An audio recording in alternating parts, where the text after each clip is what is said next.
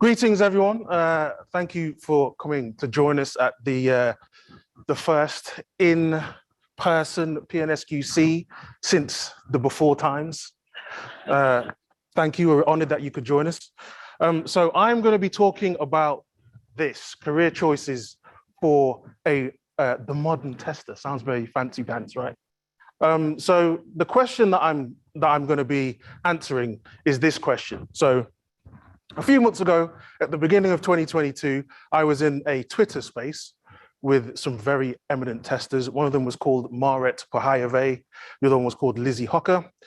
They are amazing. You should definitely follow them if you're on Twitter or on LinkedIn. They are awesome. And one of the questions that came up during that talk was this question. So what do I do after I've been a manual tester for 5 years? So what do I do next? So this talk is the answer to that question.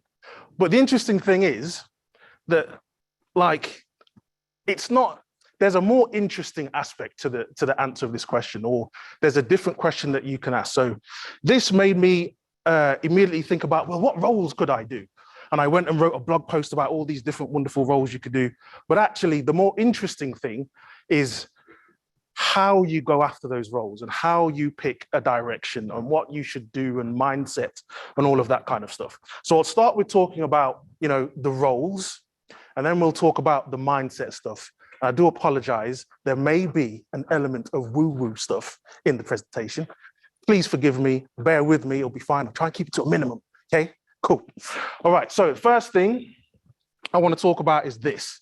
So when we're testing, generally speaking, we're trying to answer the question of, are there any problems here? What the hell is even going on? So you can take three perspectives when you are trying to answer that question. One of them is a people perspective, one of them is a technical perspective, the other one is a business perspective.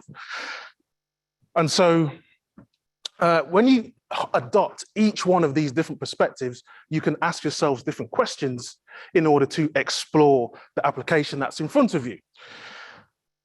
And it's my opinion, and it really is an opinion, like there were no double-blind studies done here, like it was just based on my own research and observations over the past 20 years of work in this industry.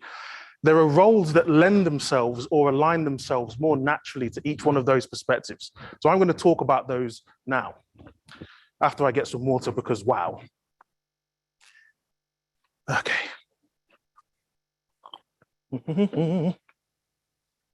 Okay. So these are the three perspectives. The first one I want to talk about is the people perspective. Okay, is the people perspective. And so the thing you're focusing on here are things like the individual contributors on the team. So are they stuck? Are they really realizing their maximum potential? Or you can take a perspective of the team as a whole. And you can look at how they're working, and are they at odds with each other? Do the processes that they're using and the way they're collaborating, do they make sense or not? And you can also think about the users. So who is using this application, and what problem is it that they want solving? Our application is the solution to a problem for a particular user. So who are those people, and what are those problems? And does our application actually do that thing or not? So the kind of roles that we're talking about here are things like test lead, head of quality, engineering manager, blah, blah, blah, blah, blah, blah, okay? These are kind of people-focused in nature. So what we're trying to answer here is, you're dealing with the pesky humans, if you like, involved in your application or your business. The next perspective is technology. And what we're looking at here are the machines, or the pesky machines. And so typically when people think about technology in the testing space and the quality space, to go straight to GUI automation, that's definitely part of the perspective here. But it's not the only thing. So we're talking about things that are beyond, not just Selenium or Cypress or AppleTools or that kind of thing. You can take a broader perspective. So you could take a perspective the same as my good friend Richard Bradshaw and Mark Winstrom from these folks, Ministry of Testing, who talk about automation in testing. And that's around using the tools to amplify your human capabilities, okay? You could also think about how testable is my system. So you can ask yourself, can we test this thing in small chunks, or does it always have to be the massive, huge monolith that we're going to be working with? And how easily can we control the state of that system? Is it easy to know or understand if our deployment has introduced a problem or not? That kind of thing. So the kind of roles that we're talking about here, things like SDET, senior tester, test architect, et cetera, et cetera, et cetera. And the impact that you're looking for here is you're trying to eliminate the constraints of the system on the work that you do. You're trying to leverage the tools in order to make your work much more impactful and much more effective. My God, I've got such a dry mouth. Oh. Okay, and the final perspective is the business perspective, and that's when we're thinking about cash. We all like to get paid. We would like our businesses to be successful, and we would like to leverage that perspective to find out where the problems are with our system. So, for example, you can talk about things like, as I mentioned before, like who even are our customers? Who is our audience? Who are our stakeholders? And you think about success, like how does the business even measure success? What is our North Star? And how do we incentivize our teams to even achieve the results that we're looking for? And do those processes, do we have people that are at odds with each other? So do you have a team who's responsible for keeping a system stable? And do you have a team that's trying to go at 100 miles an hour? Because those two things are going to clash and interact in a way that means they're going to be fighting all the time. These people are going to be want to be deploying a lot of things. These people will want to be deploying absolutely nothing. Okay, so the kind of roles that we're talking about here could be quality engineer, tester, a consultant, a VP of X, or a CXO of some description. Now, the interesting thing about all of this, there's a few things about answering this question when it comes to the what. And the first is, those roles, they are not some hard and fast thing. It's not that if you are, I don't know, a test consultant, you only have a business perspective. You could just jumble those titles up and throw them in any which way you like, okay? And when I talk about them being a perspective, it's not like you can just ignore the other two things. It's unlikely that you can be a people person like I am. That's where I generally tend to lie, is on the people side of things. But if you ignore the technology or try to, you're not going to be very successful, okay? And the other thing to think about is, well, this isn't even the most interesting or important thing to consider. So what is the most important thing to consider? Well, it's this. So we zoomed straight to the what. And this is where the woo-woo starts to come into play, people, so I do apologize. We started with the what, but actually you got to think about why and how. Because why do you even want this change in role? Why are you even looking to make the change? So it's less about what choice do I make in terms of, well, do I want to be ahead of, or do I want to be an SDET? And it's more about, well, why do I want to make this change, and how do I go about doing it effectively?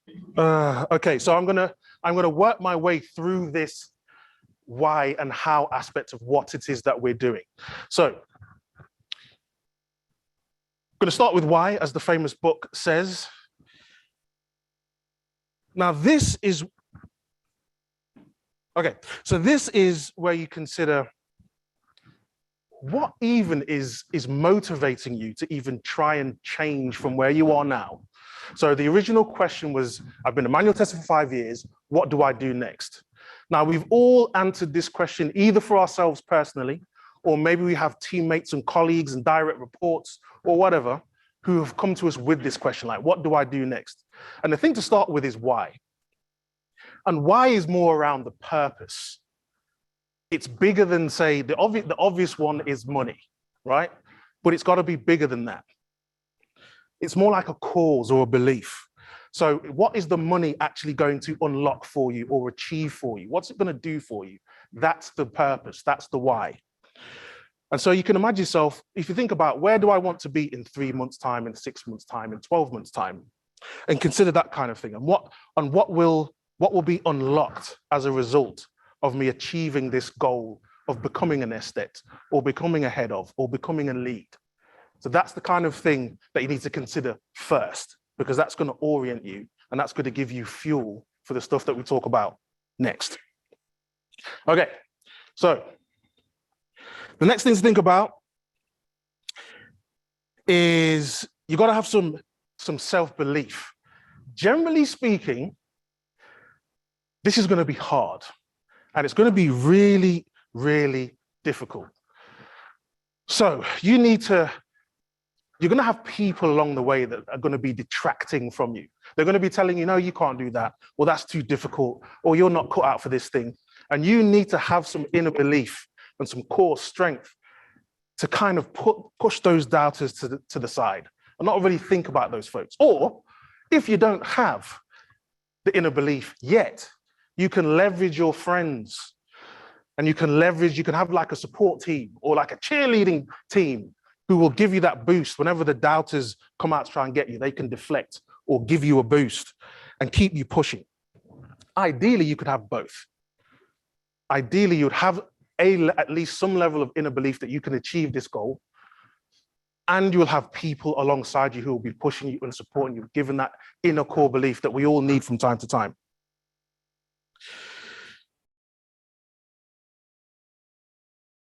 I really like this quote a lot,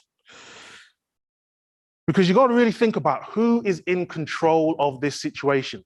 Many times we give our agency and our autonomy away to the people up the food chain from us. But actually, you are always in control of this situation. It's not your manager, it's not a recruiter, it's you.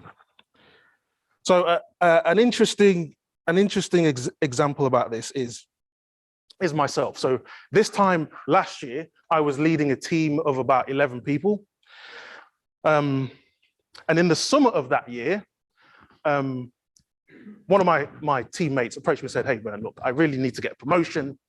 You know, I'm stuck at this level here and I'd like to achieve a new job title. It's going to come with some extra cash because we all like cash.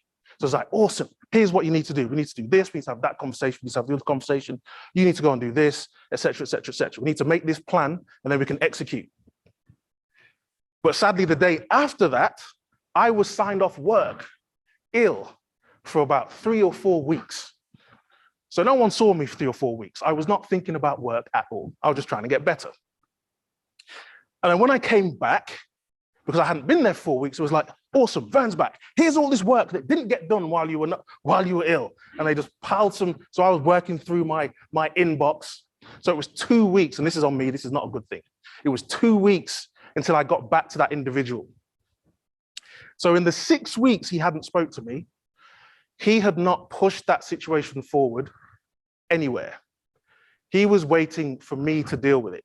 Now, I think that is a mistake, because I think I'm a pretty nice guy, a pretty caring guy. I want my people to succeed, or my friends to succeed. But ultimately, there's no one in any organization that cares more about your career than you. And it's not necessarily because your boss or your manager is a pain in the ass, doesn't like you, and is trying to sabotage you.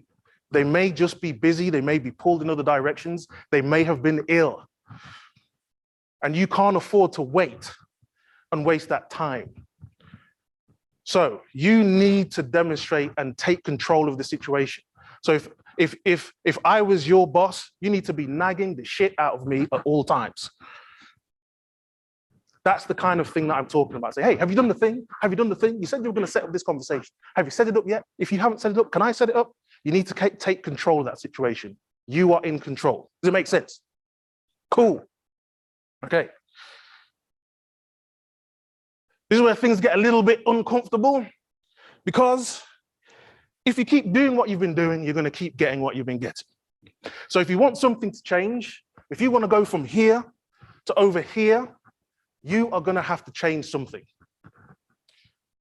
I may have been guilty in the past of saying, well, I've worked at this organization for 3 years and no one has promoted me yet. No one has given me any kind of pay rise or anything. Now, generally speaking, companies don't just give you cash or promotions just for hanging around, looking handsome, even though I do it well.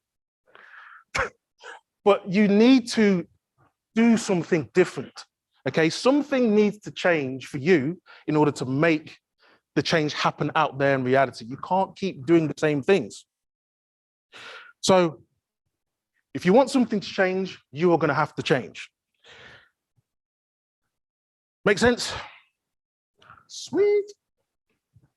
Next thing is, you're going to have to stick at this before. You're going to have to stick at this for a long time. So as I said before, you're going to need some cheerleader support. You're going to need some inner resolve. And the reason for that is because as soon as you decide to make the change doesn't necessarily happen immediately. So I am very keen on having a six-pack. If you were to ask me, do I want a six-pack on a scale of 1 to 10, 1 being not really, but 10 being yes, I would say I'm a 12. Okay, I want the six-pack. But guess what?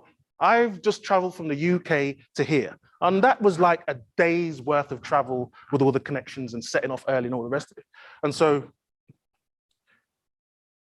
as I was refueling myself and eating, the kind of choices that I made were not reflective of getting a six-pack, okay?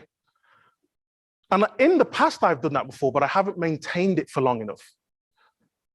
So that means I still don't have the outcome that I desire. And that's what this is about.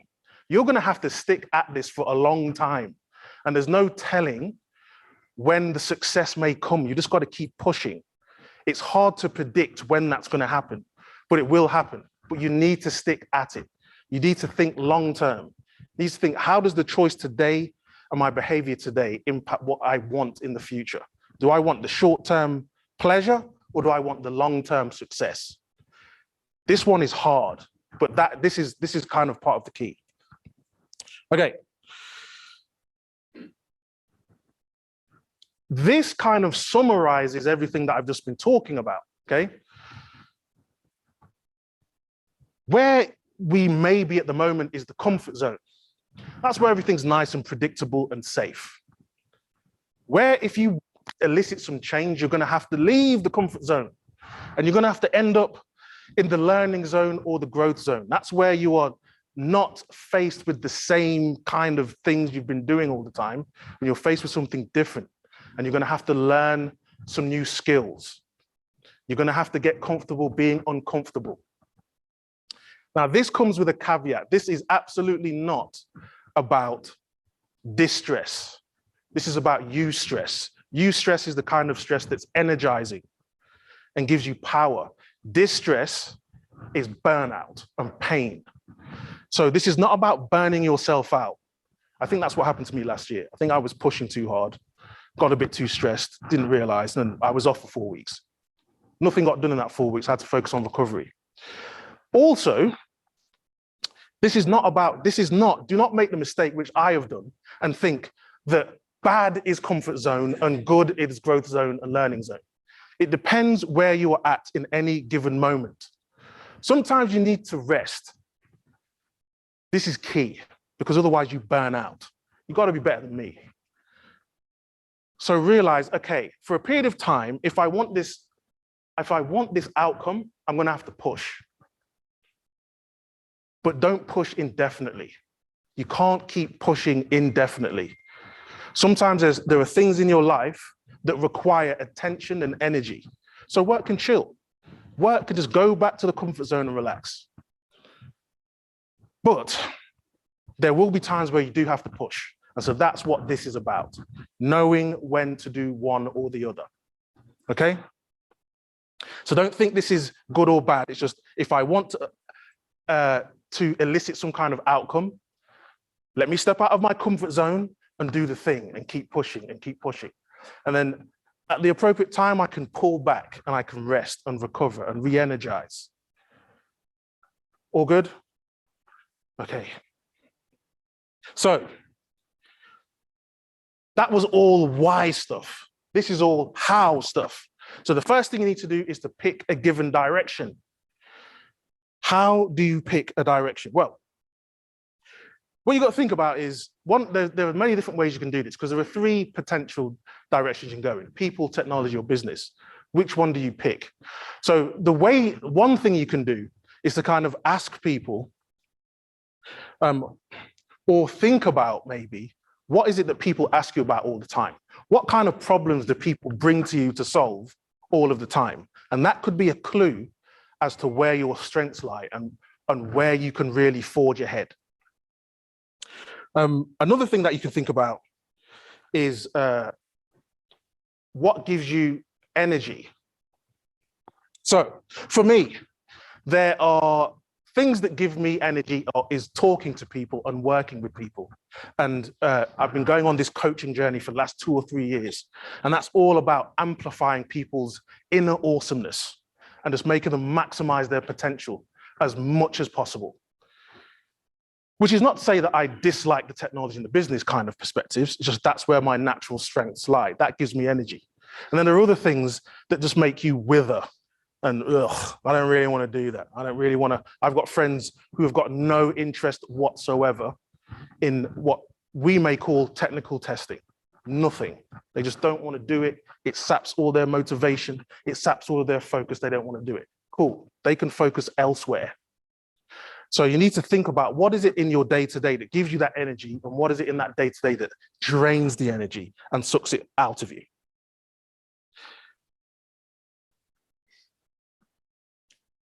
Another little bit of woo-woo from a chap called Zig Ziglar, and he said, if you help enough people get what they want, you can have anything that you want.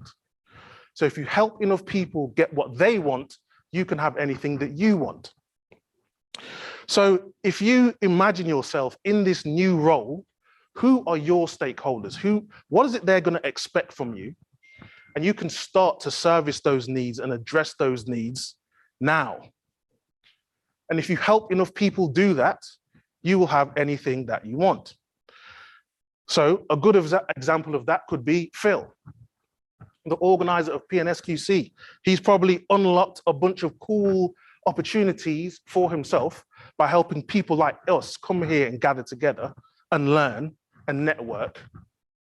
And as a result, he's also learning and networking. And now he's able to unlock a whole bunch of opportunities that maybe he wouldn't have had access to before. Other people that examples of this that I'd like to talk about are people like Angie Jones, who, if you're in the testing space, you've probably heard of. Now, what Angie did on the technical side of things, she recognized that people wanted to become more technical, but a lot of those training resources were very expensive. So she created Test Automation University and enabled people to learn these skills for free. Got one of the contributors to that right here.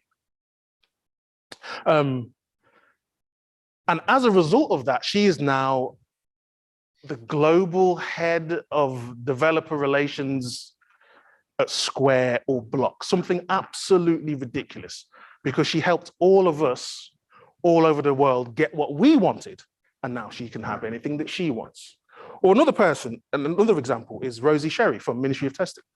Again, she's created a community where she's helped us all get what we want, and now she's off doing all kinds of interesting things around community, around business, and that kind of thing. So that's where your mindset needs to be. Who do I need to help? Who do I need to serve? And let me just focus on serving these people.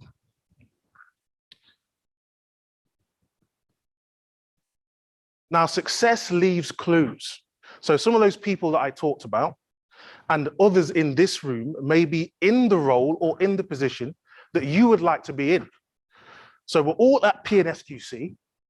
The key is to network and talk to as many people as possible and figure out who has trodden the path that you want to tread. Who has already achieved the goal that you're trying to achieve. Now, what you want to avoid in your pursuit of mentors or even sponsors is probably two things. One thing is you may not necessarily want to find someone who's like miles and miles and miles down the road from where you are, to the point where they cannot relate to where you're at right now. You probably want someone who's far enough ahead that they can amplify and boost what you're doing and point out where the pitfalls are, but also can relate to where you're at and can give you some really key, concrete, helpful, actionable advice. And the other thing you don't want to do is be an energy vampire. Okay, you don't just want to harass the living shit out of these people. They just say, hey, here's what I want, and you must help me. You must help me now. Can I pick your brains over some coffee and all of that crap? Okay, don't be that person, please. Be cool, be friendly, be helpful. Think to yourself, how can I help this person that I would like to interact with? Does that make sense? Perfect. Okay. Now, this next one is about action. Now, some of us may be perfectionists. I'm guilty of this sometimes. And you don't want to, everything has to be lined up perfectly, like the massive goal. Well, I don't want to start this thing until this thing is ready. I don't want to start that thing until that thing is ready. That is failure, okay? So progress beats perfection. Just start. Identify a small step. Why does this sound familiar? Agile, anybody? Agile in the house? Identify your next small step and take that action. So, for example, a few years ago, so I'm from the UK. I'm from I'm from one of those cities in the UK that is not pronounced anywhere near how it looks like it's supposed to be pronounced. So I'm from a place called Leicester. It looks like you're supposed to pronounce it Leicester. It's not Leicester, it's Leicester. Leicester is 100 miles due north of London. And I had a contract where I was working in London, so I would be commuting backwards and forwards there every day. And at that time, well, still to this day, I'm really keen on developing my technical skills. So I grabbed myself a book. I had 2 hours uninterrupted time on the train. And I spent the first half an hour of that trip just working through this material, just half an hour every day. In and of itself, didn't look like much, but the effort compounds. And then before long, you look behind you and you've just amassed all of this knowledge and you've attained all of this experience. So progress beats perfection. Just do a little bit of it at a time and maintain consistency. And you'll be surprised at how far you can get. Now, that is around, the consistency is around habits. So a little bit of advice around habits that I have learned from a couple of books. This is from a book called Influencer, and I should try and get everybody the link to that. But the book is called Influencer, and one of the authors is called Joseph Grenny. Talks about there are 6 aspects that help people build new habits. So there are different dimensions. Some of these are motivation, some of these are ability. Some of them apply at the personal level, at a team level, and at a structural level. So I'll fly through these super quick. The first thing is about making the undesirable desirable. So in other words, what's in this for me? You need to be clear about what's in this for me. We talked about this before. The next thing is, am I even able to do this? So this is about the growth zone. This is about the learning zone. How do I need to change? What new skills, habits, mindsets do I need to acquire in order to make this thing happen? The next thing is harnessing peer pressure related to finding strength in numbers. So there's a saying, what was that? There's a saying that says, if you want to go fast, go alone. But if you want to go far, go together. And that's what I think about when I think about these two things here. So you're going to need support in terms of people telling you, no, this is you committed to doing this thing, and now you're not doing it. We all said we were going to do it together, and now you're not doing it, and you're messing it up for everybody. That's what harnessing the peer pressure is about. And finding strength in numbers is the opposite of that. That's when you have that collective cheerleading squad who's there for your benefit. Say, yeah, you can do this. It's hard, but you can do this. On the structural level, we've got rewards and accountability. Now, this comes back to what we were talking about before. If your success in a team is about, I've got to deploy as much as possible all the time, that's what we've got to do. But there's another team who are trying to keep the environment stable. In other words, they release absolutely nothing ever. These two things collide. And so you can't really get what you want because structurally, the goals are at odds with each other. So think about that. Set up your environment so that when you do the right thing, you get the reward. When you do the right thing, you get the reward. And the final thing is about changing your environment. So if I'm trying to eat more healthily, let's say, what I should not do is have within arm's reach the sugary snacks that I enjoy the most. Maybe I should have things like fruit. Maybe I should have things like nuts. Maybe I should have water instead of soda, and that kind of thing. So that's what that's around. And then the final bit of advice is from the book, Atomic Habits. And that talks about building habits on multiple different levels. So similar to what we just talked about, you've got to make it obvious, you've got to make it attractive, you've got to make it easy, and you've got to make it satisfying. In your own environment, in your own life, you've got to make this more likely. And if you do these things, these are the things that will help you be more consistent. The consistency will compound, and then you'll get much nearer, much faster to where you want to be. So quick recap then. You can go down 3 different tracks: people, technology, and business. That isn't even the problem. There are so many roles and opportunities available to us. The more important thing is to stop focusing on what and get clear on the why. Realize that this thing is going to be hard and that you're going to be out of your comfort zone, and that's completely normal and a-okay. Think about who you want to serve, because if you help enough of those people get what they want, you can get anything that you want.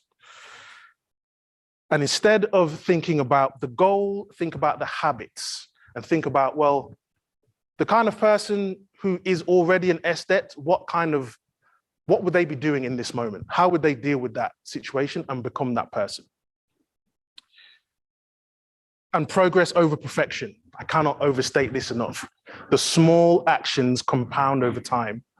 And before you realize it, you will have achieved an absolute shed load of stuff. And that is the end.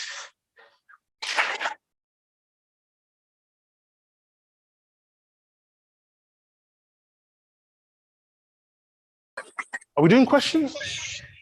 Whoa. Is anybody watching the Zoom? In case of any, wow, I can hear myself. That's weird. Yes, my friend. So tell us what's your next step. Ooh, you devil. Okay. So the question.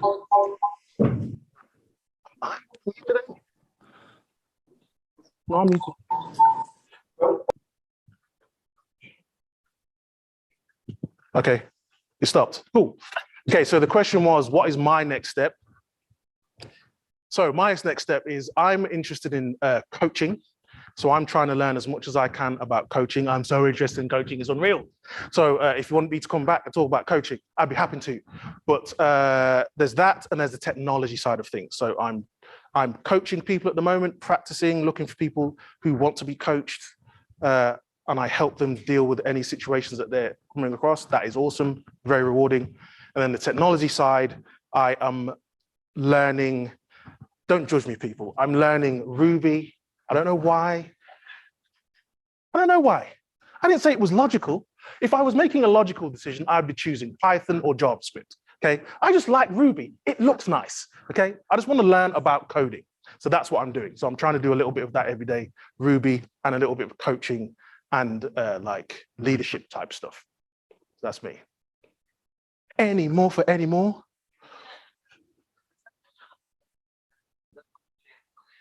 Yes. The question was, is the book on Atomic Habits by James Clear? And the answer is yes. Highly recommend if you're trying to build yourself a new habit. Really useful advice in there. Excuse me? Yes. Influencer, there are like 4 authors. The one I remember is Joseph Grenny. David Maxfield, yes. It's a white and green book. That's all I got. It's called Influencer, Joseph Grenny. Really, really recommend it. If you're in a situation where you're in a team or an organization that is trying to go from less collaborative working styles, let's say, trying to transform to something more collaborative, you could use that book. It's got some good advice. Or if you're trying to affect any kind of change, I would recommend that book. Any more for any more? I'm going to keep dancing. Yes.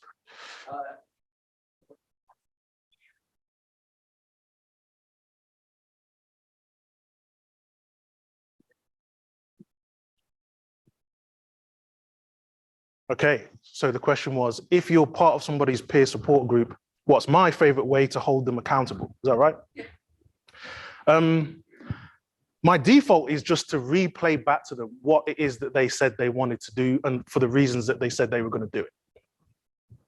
So if you said you were going to code every day and you're not, it's like there are reasons why we can't stick to the plan.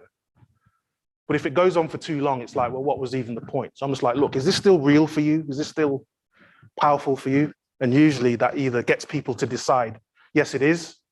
Let me re-attack this thing. Or actually, they might say, actually, you know what? On reflection, the energy's not there anymore. Maybe I need to do something else.